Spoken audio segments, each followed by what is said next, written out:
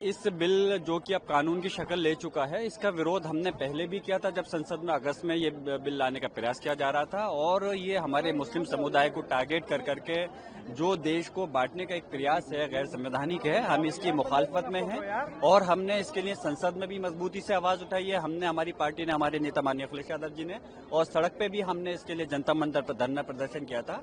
और अब सिर्फ एक ही रास्ता बचता है, जब कानून बन गया है तो माननीय सर्वोच्च न्यायालय का।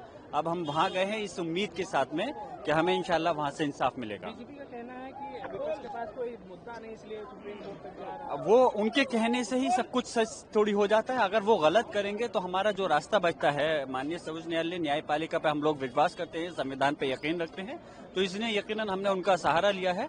उनके कहने से सब कुछ सच हो जाता तो फिर संवैधानिक संस्थाओं की जरूरत ही क्या थी। यूपी की कानून व्यवस्था को आप किस तरह से देखते हैं? जिस तरह से देखिए, कानून व्यवस्था, मैं तो यही चाहता हूं कि इस मुल्क, प्रदेश और देश के अंदर सब लोगों को मिलकर करके एक साथ रहना चाहिए। और जो एक राजनीति है आपस में फूट डालने की, नफरत की दीवार खड़ी करने की, वो खत्म होनी चाहिए। और इस देश की तरक्की के लिए सब लोगों को एक साथ मिलकर के काम करना चाहिए। योगी सवाल संभाल को लेकर लगातार आपके ऊपर नोट देखिए, ऑलरेडी संभल के लिए मैं काफी कुछ बोल चुका हूं और मैं समझता हूं अभी कुछ खास बोलने के लिए नहीं है। लेकिन हम यही है, हम इस प्रदेश और देश की तरक्की के लिए चाहते हैं। और जो सच, जहां जरूरत होगी हक और इंसाफ के लिए, उसके लिए हमें जनता ने यहाँ चुन करके पार्लियामेंट में भेजा है, तो हम उसके इंसाफ की हम बात करेंगे जहां भी जरूरत होगी। इस बिल जो कि अब कानून की शक्ल ले चुका है, इसका विरोध हमने पहले भी किया था जब संसद में अगस्त में ये बिल लाने का प्रयास किया जा रहा था। और ये हमारे मुस्लिम समुदाय को टारगेट कर करके जो देश को बांटने का एक प्रयास है, गैर संवैधानिक है। हम इसकी मुखालफत में हैं और हमने इसके लिए संसद में भी मजबूती से आवाज उठाई है। हमने, हमारी पार्टी ने, हमारे नेता माननीय अखिलेश यादव जी ने,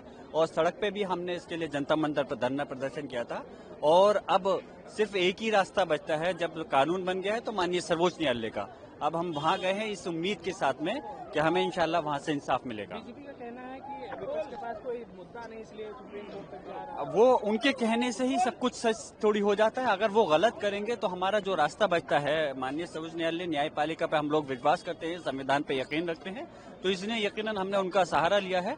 उनके कहने से सब कुछ सच हो जाता तो फिर संवैधानिक संस्थाओं की जरूरत ही क्या थी। यूपी की कानून व्यवस्था को आप किस तरह से देखते हैं? जिस तरह से देखिए, कानून व्यवस्था, मैं तो यही चाहता हूं कि इस मुल्क, प्रदेश और देश के अंदर सब लोगों को मिलकर करके एक साथ रहना चाहिए। और जो एक राजनीति है आपस में फूट डालने की, नफरत की दीवार खड़ी करने की, वो खत्म होनी चाहिए। और इस देश की तरक्की के लिए सब लोगों को एक साथ मिलकर के काम करना चाहिए। योगी सवाल संभाल को लेकर लगातार आपके ऊपर नोट देखिए, ऑलरेडी संभल के लिए मैं काफी कुछ बोल चुका हूं और मैं समझता हूं अभी कुछ खास बोलने के लिए नहीं है। लेकिन हम यही है, हम इस प्रदेश और देश की तरक्की के लिए चाहते हैं। और जो सच, जहां जरूरत होगी हक और इंसाफ के लिए, उसके लिए हमें जनता ने यहाँ चुन करके पार्लियामेंट में भेजा है, तो हम उसके इंसाफ की हम बात करेंगे जहां भी जरूरत होगी।